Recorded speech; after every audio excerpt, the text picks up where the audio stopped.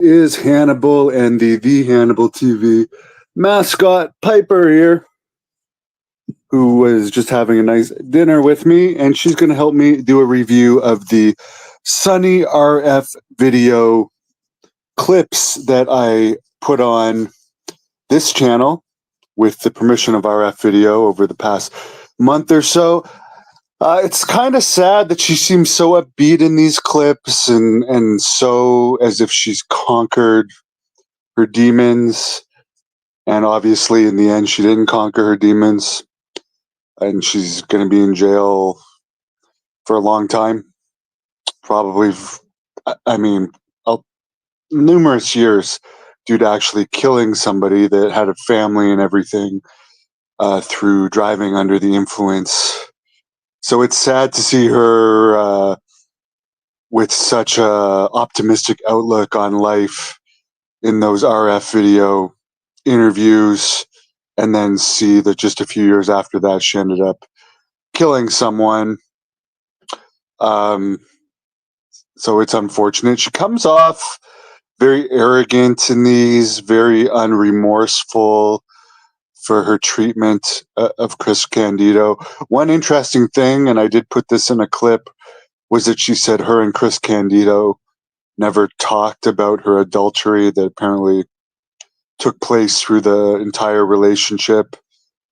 The one thing she talked about in these videos is, and this was after Chris was already dead, the thing where she was with Dolph Ziggler, which I guess he was more popular in those days, but she talks about it as if like that was like some huge coup. She actually talks about like doing it with guys as if as most guys talk about doing it with women. So she obviously has like very guyish personality, and she even says in these interviews she gets along better with men.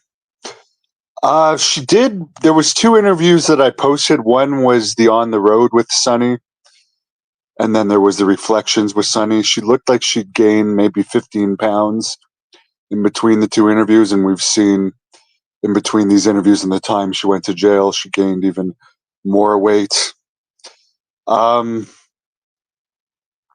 It's unfortunate, the downfall of her, because at one point she was like the next Miss Elizabeth, which they even mention in this, because at one point in WCW, she shared a dressing room with Miss Elizabeth, and she could have been the next Miss Elizabeth with all the money being thrown around right now with WWE and AEW.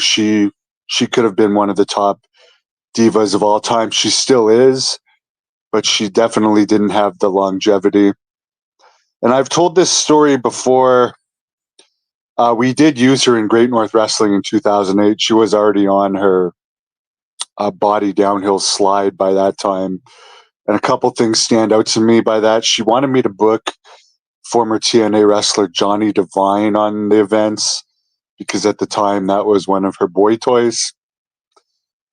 But I mean, at that point, I already had Brutus and her on those shows, so it would be overkill to book him as well. He was still in TNA at that time, but like it would have been overkill.